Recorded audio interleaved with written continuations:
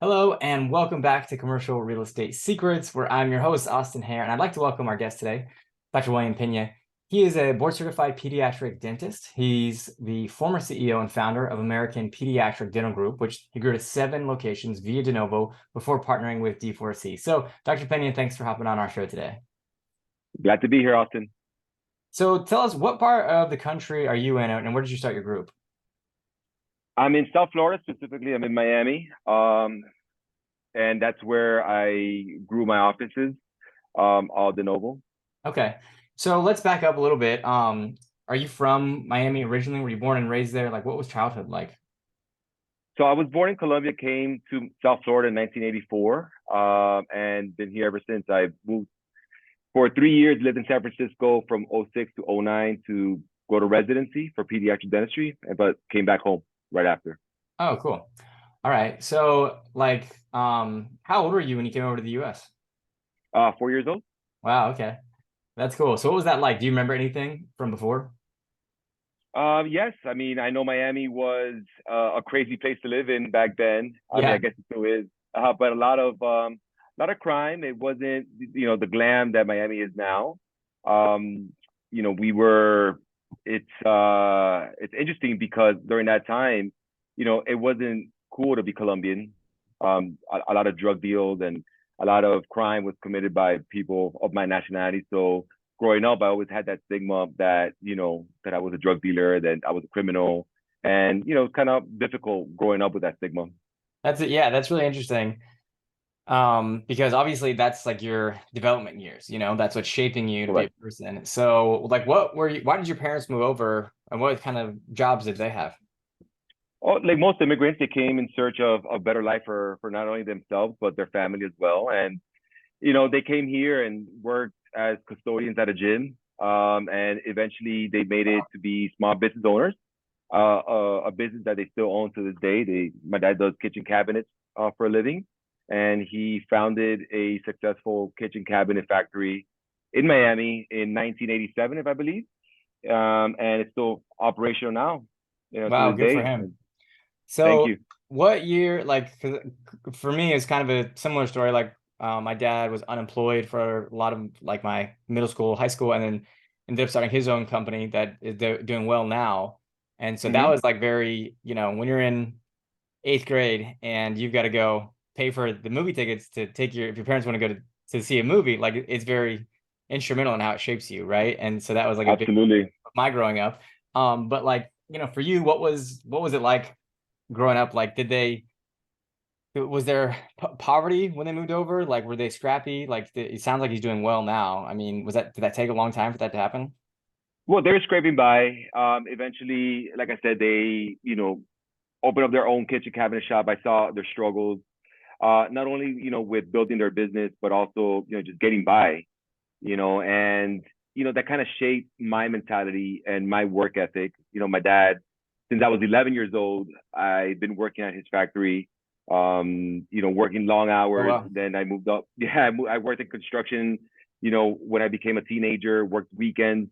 And, during the summers, I would work every single day, Monday through Saturday. And Sundays, I would do things around the house because my dad, didn't want to see me idle doing anything. So, it was always, I was always getting at it, in some way or another. So it taught me to work hard. It taught me to never give up. It taught me to persevere. And I credit my parents for that example, that great example that they gave me. Nice. Nice. That's cool. So yeah, how did that translate into dentistry? Well, I always liked working with my hands, and originally I wanted to be an orthodontist, believe it or not, just because I like working with my hands. I wanted to own my own business. But when I got into dental school, didn't quite pan out that way. God had other plans for me, and I did my rotations in ortho. Kind of liked it, but I wasn't in love with it. But I did my rotations in pedo, and realized that I really had a gift for working with kids. And I actually worked as a after school care leader during high school. It was for I had to do community service hours, so I did them at my former elementary school. Ended up with a class of third graders as an after school care leader, and I love the experience. I really bond with kids.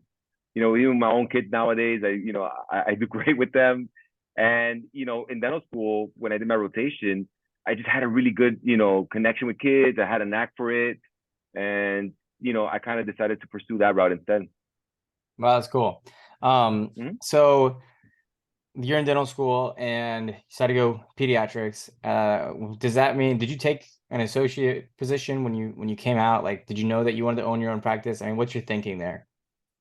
So yeah, so when I was in pediatric dentistry in San Francisco at UCSF, I noticed how a lot of kids, that were on Medicaid, a lot of kids that were on special needs would travel great distances to come to our clinic, right? Because we were, it's a university, so they would come to our university, our clinic, and to get treated. And so I wondered if that was the same, back home. So when I looked for an associate position, I looked for something similar to that, to that experience that I had. And I sought employment as an associate with a gentleman that took Medicaid at his practice. So just to see what it was like. Hmm. Okay. And then how did you transition to having your own practice? Well, that was always the plan. For me, I wanted to use my skills to kind of give back to the community. I wanted to, you know, I would read a lot of articles in school about access to care and how pervasive it was in our industry. There was just not enough dentists that would see the Medicaid population and special needs population. And I went to school for longer than most pediatric dentists. My residency was 3 years in length versus 2 years for most programs. And I did it that way because I wanted to get good at sedation. I wanted to get good at hospital dentistry. And when I came out, I wanted to use those skills to really help that population in need. And so that's why I got the job with a dentist that took Medicaid. And, eventually I wanted to expand and kind of do my own thing. I've always, given my dad's example, wanted to be a business owner.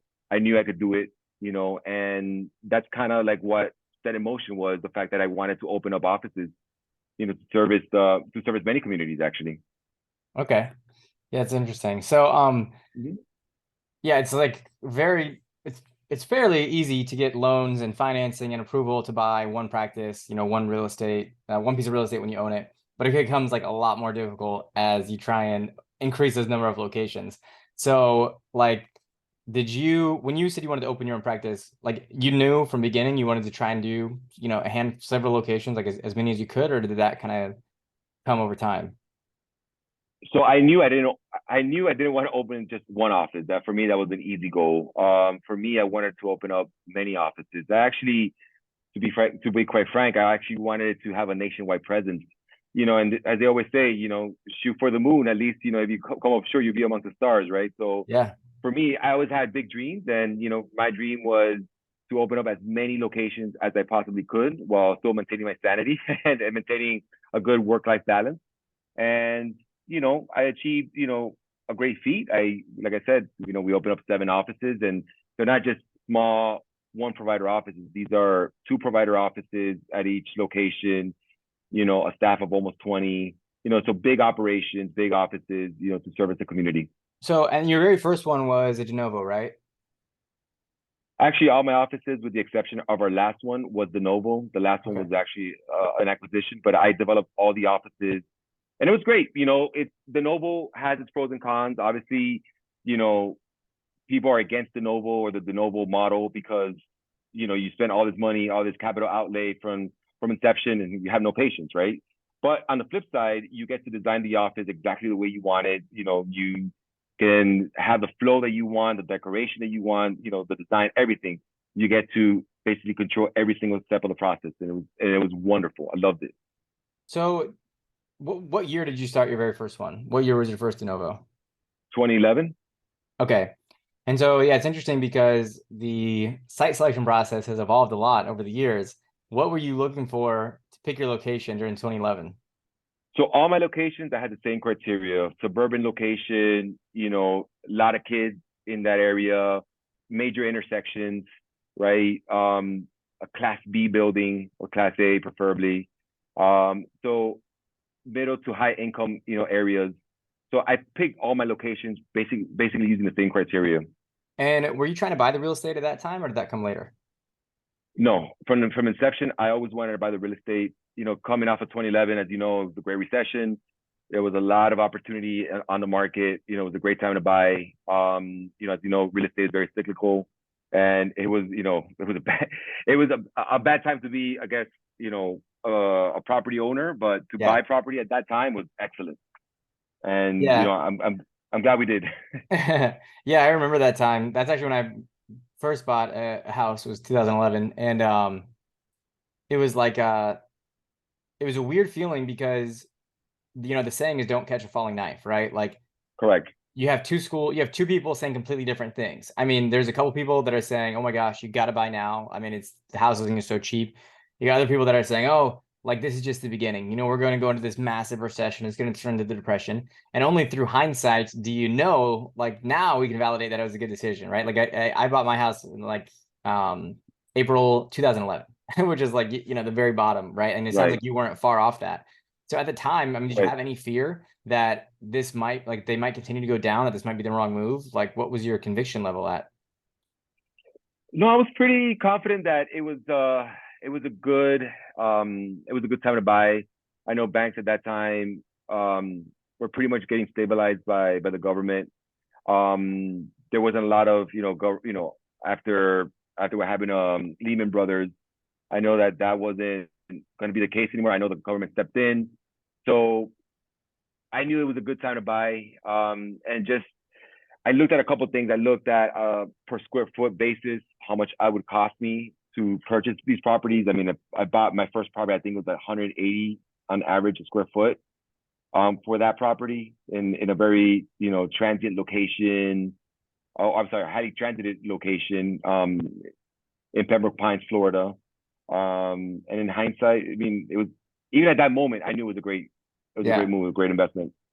Yeah, and so I think real estate, obviously I love buying real estate because the name is Commercial Real Mm-hmm. Estate Secrets, but I also understand that it is a trade-off, right? And so it's like you can absolutely make a lot of money, but I think it's also important to keep your eye on the opportunity cost. And specifically what I mean is like um it's very easy to look at a piece of property and think like, oh my gosh, 20 years ago, if I would have bought it, I would have made a killing. But it's like, well, what else could you have done that money? And for example, Correct. what I mean specifically is like, what if you had bought Amazon stock with that exact same amount of money, back in Mm-hmm. 2008 or 2009, right? Or like the early 2000s, you know what I mean? And so like, and when it comes to scaling a dental operation, um, there is the trade-off of what you're doing with your capital and your balance sheet, because it does give you that extra debt on your balance sheet. It does give you that extra, it does dry up some of your liquidity when you're having to put these down payments down. Now, obviously SBA is a great tool to use because it takes a lot less money down. And so, and there are like, and it still does make sense, most of the time, but it's I think it's important to not view it in a vacuum and just understand the trade-offs too. And so that, because some groups we work with, they're just focused on hyper growth. And so they don't want to buy the real estate. And it's like, who am I to tell them, oh no, you're wrong. You should be buying the real estate because you're gonna get a return. It's like they're doing the math. They know that their best returns are through doing the business. And so I think that a lot of times people come into it with blinders, right? Like either no, Mm-hmm. I'm only going to buy the real estate every time, no matter what, no matter how slow it makes me grow, or no, I'm not buying it at all, and I just want to do hyper growth. Mm-hmm. And it's not like either way is right or wrong, but having clarity around that is what I think is important. And so, but either way, it sounds like what your strategy. I think you own 4 buildings now, correct? Correct. Yeah, and so in your case, it sounds like it might have helped you grow a little bit too. Yes, and I mean, and to your point, yes, there is a trade-off, right? Because once you obtain a loan for a commercial property, it does reflect on your balance sheet, and just to clarify, with SBA, there's a $5 million loan, a $5 million loan limit that they will give to you, for something like a 7A loan, which is what I received. Once you hit the 5 million mark, whether it be real estate through real estate loans or practice loans or both, you're pretty much capped out and you got to go conventional at that point. And back at that time in 2011, the loans that I got were 0% down. Actually, it was 110% finance, right? Because they would Wow. give you, yeah, it was a great deal, and that's why, it was a great deal. And for me, commercial real estate was also a way for me to retire. The plan was buy the real estate now. In 25 years, it'll be paid off, right, through basically the rent that I pay myself. And in 25 years, I'll be what, 55? all the buildings, will be paid off, and I can retire off of that, off the cash flow. And I'm happy I did, and at that moment it was the right opportunity. Hey, I'm getting a property for nothing down, right? Plus it can serve it could serve me as retirement, as retirement income. So it was plus for me. Yes, did it dry up, my gunpowder to continue growing at an explosive pace? Possibly, but I think it was the right decision for me. At least in my case, it was. Okay, that's interesting. Yeah, and it's good to it's interesting hearing this exact specific amounts of what the SBA will lend on, because we're not allowed to do SBA loans since we're not operating the business ourselves. So Right. that's insightful. All right, well, I know that you liked to dive into the operations like head first, create all the standard operating procedures, that sort of thing. So like, let's talk about that journey a little bit. Like at one location, you're doing probably all the clinical work yourself, right? Maybe you do have one associate that does some. At two locations, you can probably still do that. So like, when did you start transitioning out of like being a dentist, or if you did at all, I don't even know, but like, when did you kind of start, really focusing on the operations? So it wasn't until I was at 3 locations, opening of our fourth location, that I was like, hey, you know what? I really need my hand in operations. I had a operations director at my company that basically was, making sure the production was in line, making sure our expenses were under control. But, she tried her best, but didn't have the skill set to continue growing the company. And, unfortunately, we had to part ways. And it was at that point that I decided, I need to step in and make sure that this company is running the way it needs to run in order for it to be profitable. And we can continue growing, right? So it was around 2016, so 5 years after I opened my first office, that I decided to jump in and do operations. I never really quit chairside dentistry. I think that it's important. It was important for me. It was important for me to have my hand in both, and I was able to juggle both responsibilities, quite successfully. It was never an issue for me. I recently heard a saying like that nobody knows what they're doing. Like, nobody has all the answers. Like there's so many different ways to, slice the onion or whatever, peel the onion. So like, I'd like to get into a little bit more granular detail here. Like, when you hired this person, you said it was your director of operations. What was it?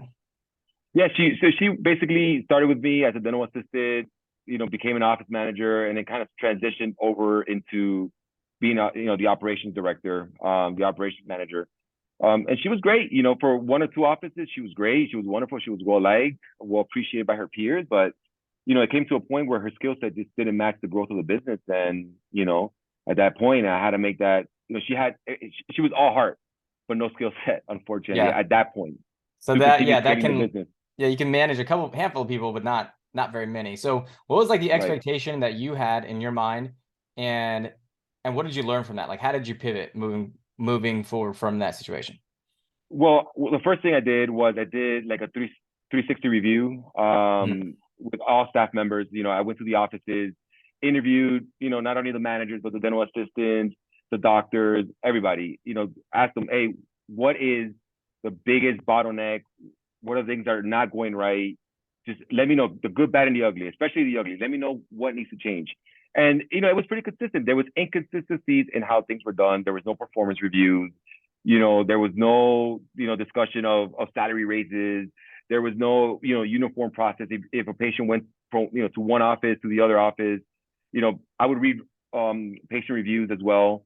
Took the time to read the bad ones, although hurtful, right? Because it's your business. Yeah.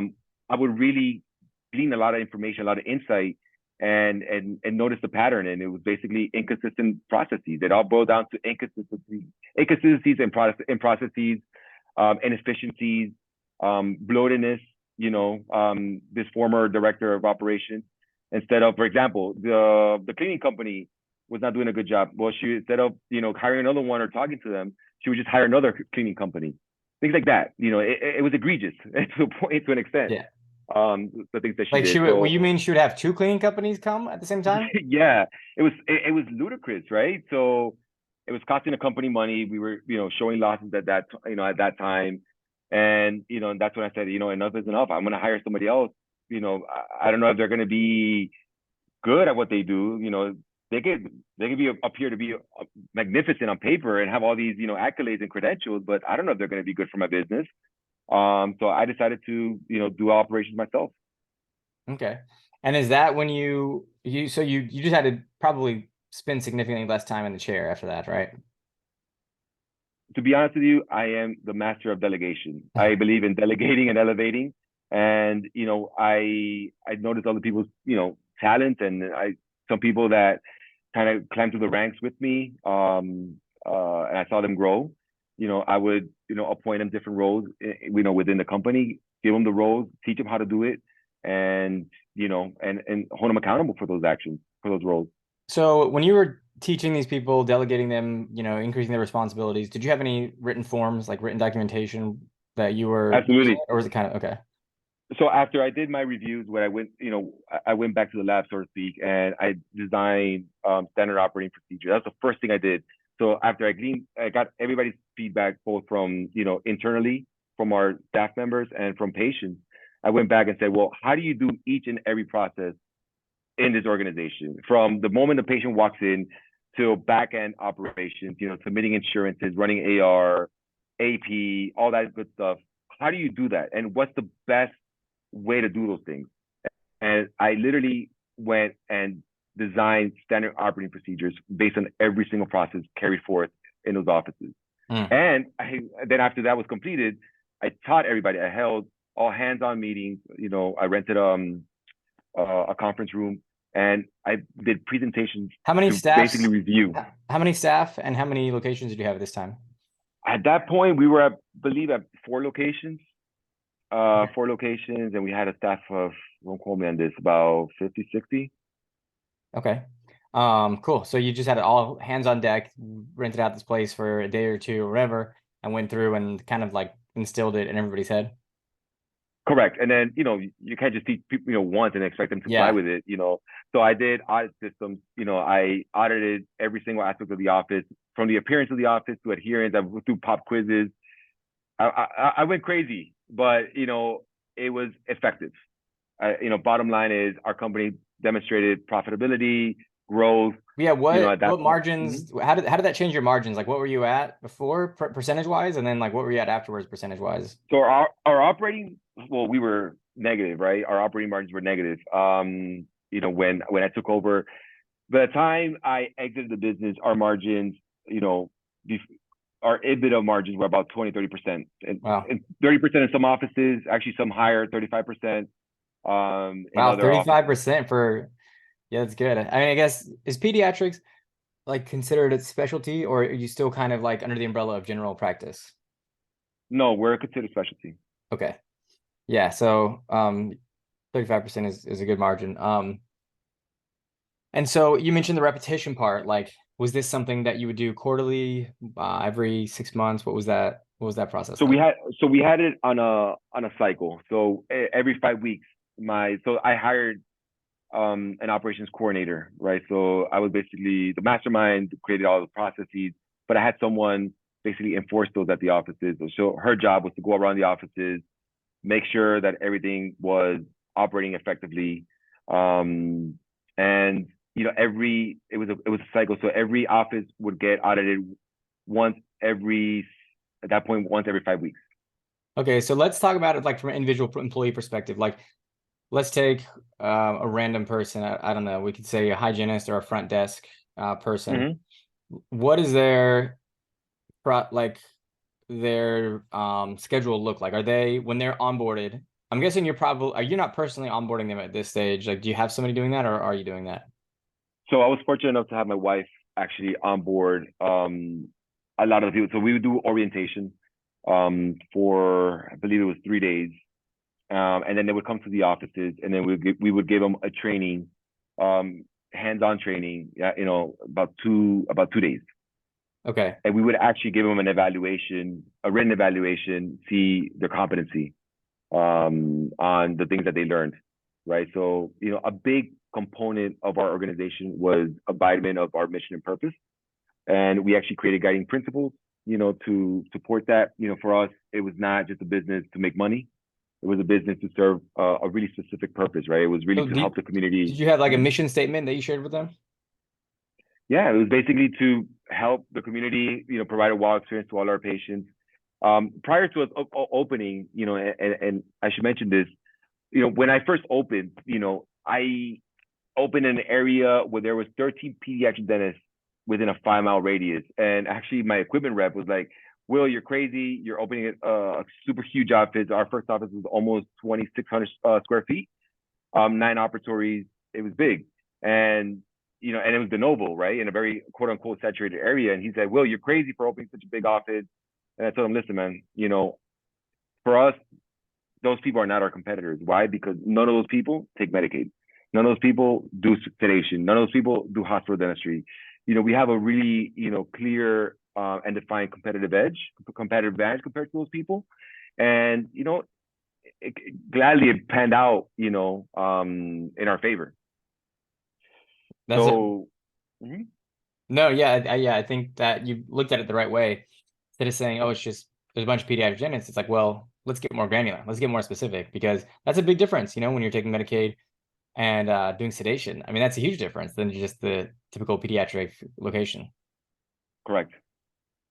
Yeah, so that was your first one. That was our first, yeah. Okay. So after that, you're kind of So, like, all right, there's something mhm. here. Like we can plant it in the middle of this kind of saturated with pediatric dentists. We can plant our location here and still do really well. So kind of, I'm sure that gave you confidence to just keep going forward. Yeah, I mean, and for us, everybody that we hired and brought on board, to your latter point, was had to have a heart to treat this population and not see them as less than. It's a pervasive sentiment within the dental community, I should say, that they don't want to see Medicaid. It doesn't pay well. They got to go through all the regulatory loopholes.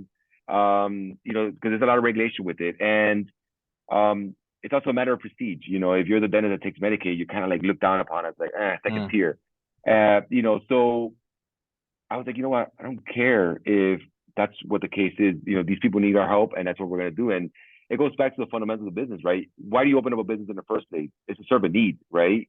Not just to make money. If your motivation is just to make money, you're gonna fail. But if you have a clear, defined mission and purpose, and that's what we taught every single one of our team members, including the doctors. I know that I personally onboarded the doctors, especially early on. And one of the things that I told them, I go, listen, if that DR before your name means a lot to you and you're cocky and you're arrogant, and I see that, this is not a place for you. We want people here who are humble, who want to serve the community, who is not afraid of hard work, and that wants to do good and improve society in general. If you have altruistic goals like me, I welcome you. If not, let's end this conversation here, and at least we got to know each other as Did colleagues. that deter a lot of people? Like how often would people say, okay, let's part ways now? Actually, not a whole lot of people would be so like, oh no, you know what, this is not for me. I actually had maybe I had like a handful that like, Medicaid's not really my thing, but thank you for the opportunity, and I respect that. At least Yeah. they were upfront, right? I also had people that are like, yeah, I'm all about helping, but then their actions spoke differently, right? So I had to part ways with providers who were high producing providers, just because they were mistreating our patients, right? And that wasn't right. And that went against our principles. Anything that went against our principles was really frowned down upon in our organization. So like from a specifically economic perspective, how much of a swing is there for a doctor or an associate who wants to come on and do Medicaid versus the traditional kind of PPO, pay for service plan? Well, that's was a struggle and a challenge that we face as an organization, right? Because obviously, if a doctor fresh out of school with $300,000-400,000 in student loans, and they're looking at an opportunity where they can get paid significantly more, not significantly more, but marginally more than what I was paying them, they're going to favor that dentist. They may say like, hey, Dr. Pena, listen, man, you have great goals and everything's great, but at the end of the day, I want to get paid more, right? That's the truth of it. That's the truth of the matter. They need to pay their bills, and I understand that. But then there were some docs that were like, you know what? I've been in other places. I know how it is. I want to work and serve a purpose. And so we had those doctors, and to this day they're still with us. Wow. Um, so what made you like, you're putting in all this time and you're creating like for granular SOPs and systems and stuff like that. What made you decide to sell the practices? Well, for me, running a practice, I have three kids. I have an 11-year-old, a 10-year-old, and a 9-year-old. I wanted to spend some more time with them. That was a big factor. And it's also stressful running a business. It's a lot of everything kind of falls on your shoulders, right? I mean, for us, thank God I had my wife that helped a lot. She was responsible for marketing. She was responsible for training, for onboarding, things like that. And she ran our call center. So she was a great help. But, you tend to bring work home as much as you don't want to, and we would discuss, after work or after dinner, we would discuss work, related items. And, we felt that the best move was to sell the company. And, but we were very picky on who acquired us, right? We just didn't want any DSO or any, private equity acquiring our baby that we, invested so much time and effort in. We wanted somebody who kind of shared our values, and luckily we found that in the company that acquired us eventually. Okay. So looking back on it, what do you think was the most unexpected part of growing this business? The most unexpected part of growing a business, I'll be honest with you, one of the challenges that you face running the sort of business that I did was taking Medicaid. And although we want to help, one of the biggest issues that I had with them is that they don't raise their fees on an annual. Well, they don't raise their fees ever. I was gonna say on an annual basis, but they don't raise their fees ever. So you basically have fees that were put out in, I don't know, early 2000s that are still the same fees today, right? But as there's inflationary costs with everything. There's payroll, especially payroll. Your supplies, especially after COVID, skyrocketed, right? A mask, a box of gloves that I used to buy for $4 are now $20. Masks, the same thing. All PPE that we use, disposables, they skyrocketed. And when you have stagnant revenues against rising expenses, you have contracting profit margins, right? And eventually you're going to work and lose money. And that's not right. Every year, especially after COVID, people are like, hey, I want to raise. A dental assistant that you would pay starting off $12, $14 an hour, and now they want $18, $20 an hour. When you have that much staff, it really adds up. The payroll, as a expense category was our largest category, our largest expense by far. Right. So that's one of the unexpected things.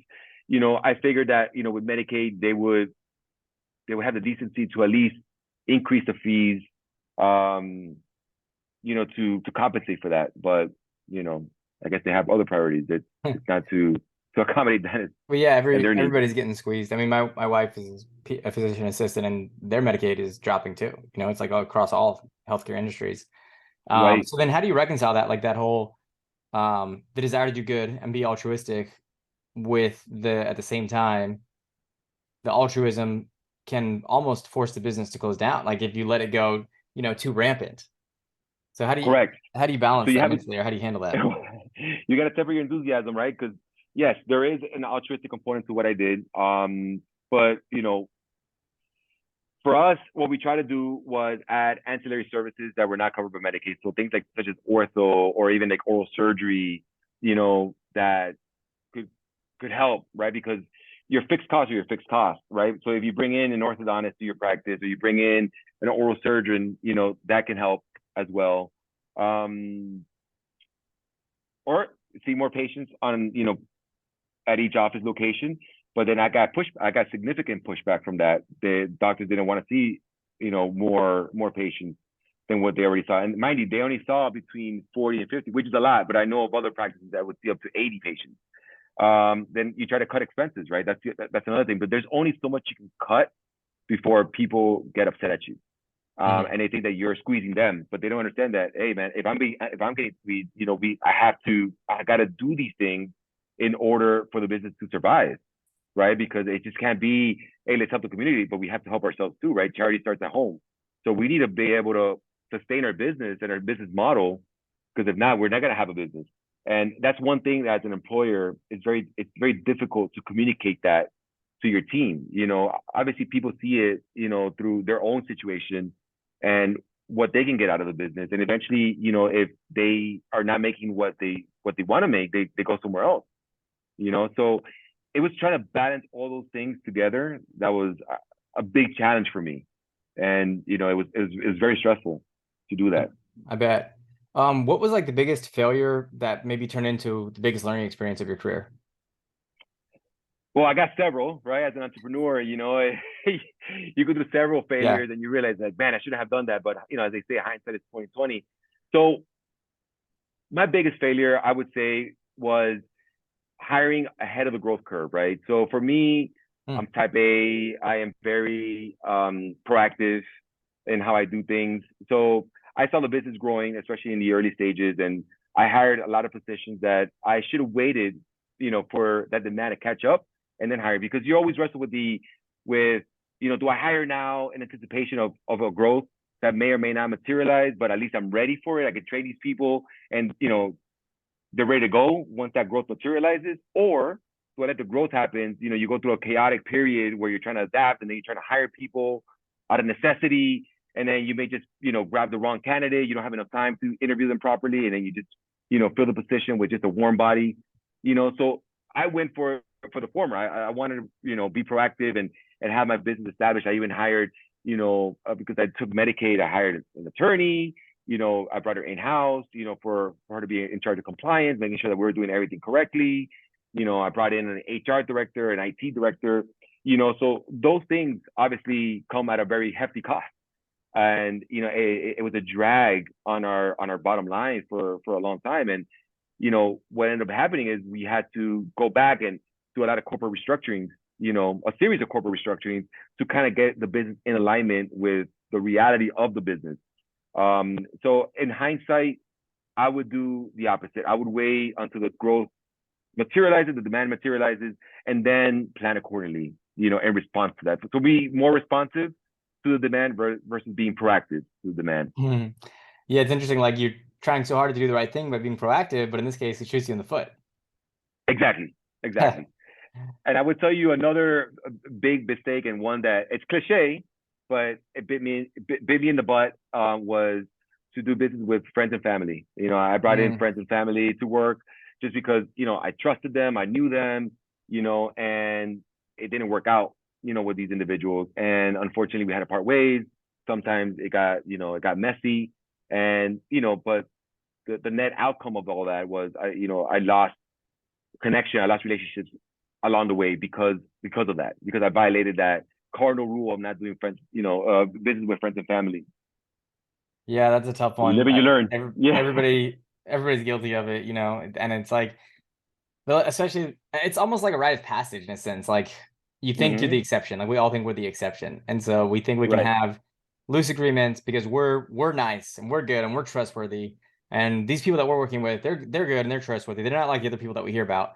But like the cliches exist for a reason, and yeah, you have to have like extreme clarity over what you want and what you expect. And a lot of times it's hard to hold your friends accountable and your family accountable. And it's hard to be like extremely clear because you feel like you're going to be offensive and ruin the relationship. And then the ironic part is that you ruin the relationship by not being clear and upfront. Yeah, it's better just to not embark on that journey at all, right? So yep, 100% agree. So let's talk about the industry in general. Like, what are some things? How has it changed since you got into this business?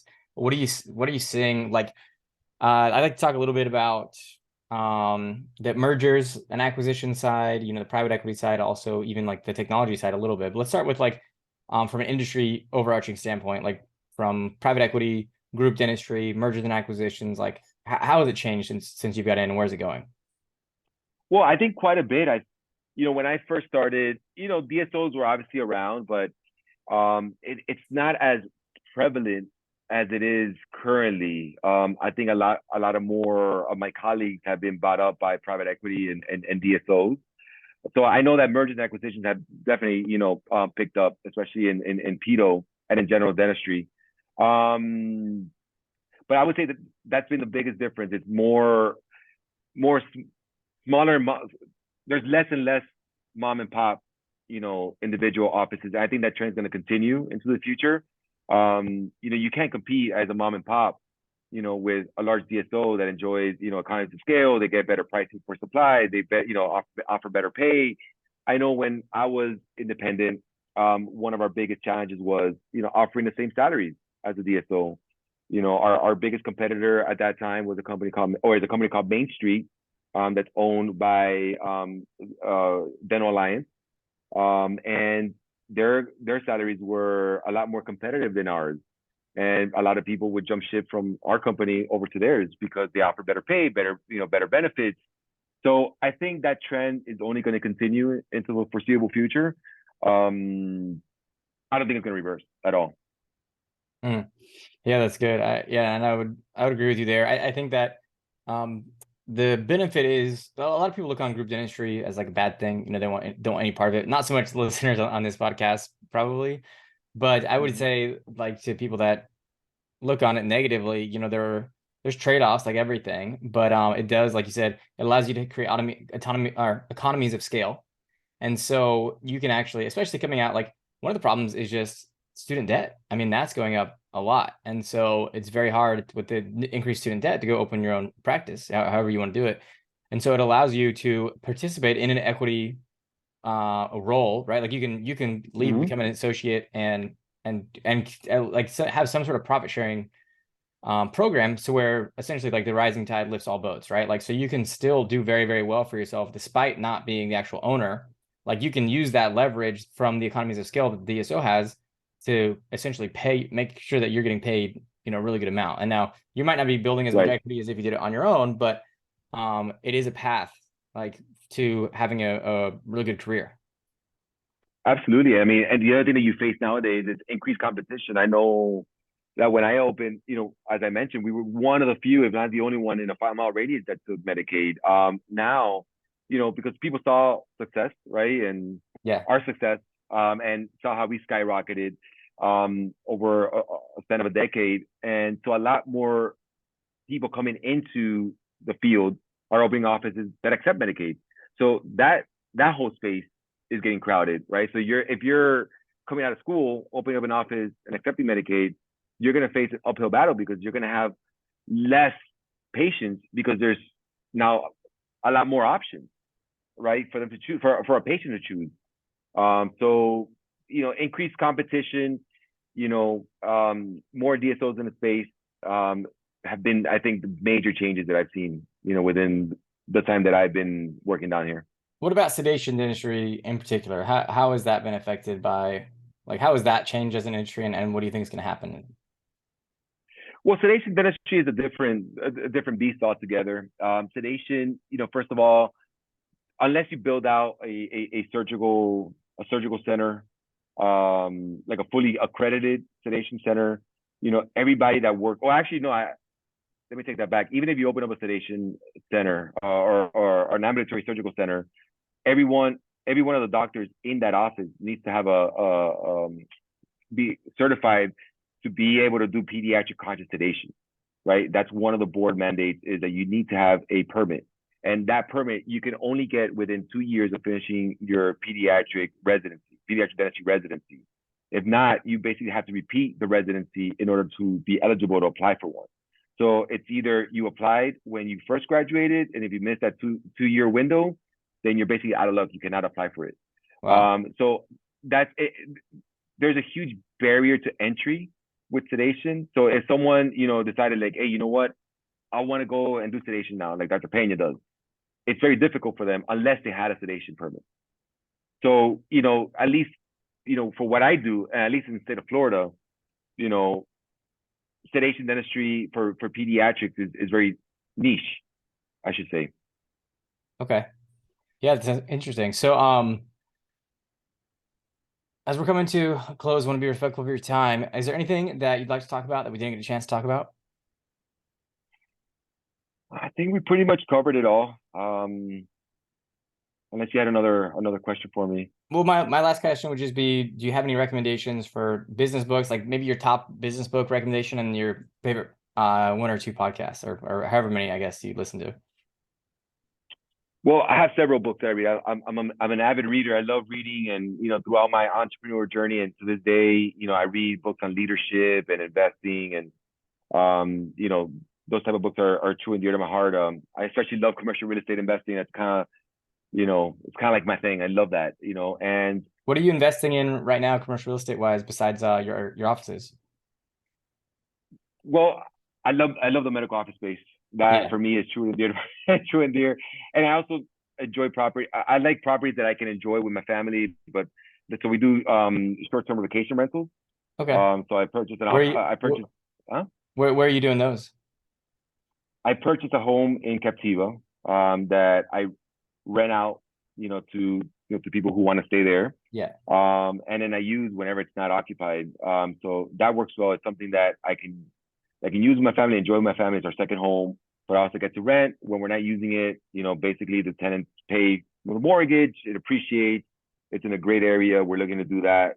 Something similar in Aspen, Colorado, Okay. as well. And I want to buy other medical office properties as well. That's kind of where my direction is headed.